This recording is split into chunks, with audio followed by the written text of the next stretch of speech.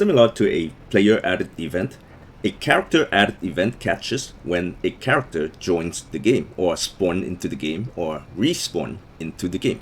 So here we have a player added event.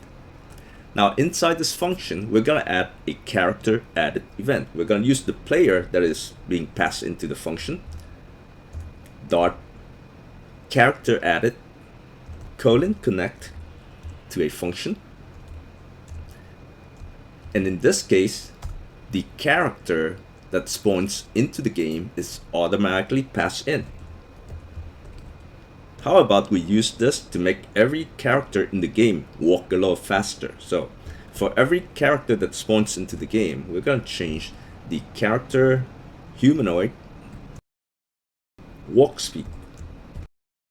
Regular walk speed is 16, we're going to change it to 50, and that should make every player in the game walk a little faster.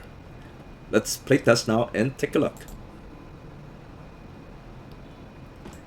I'm in the game, and look at how fast I run.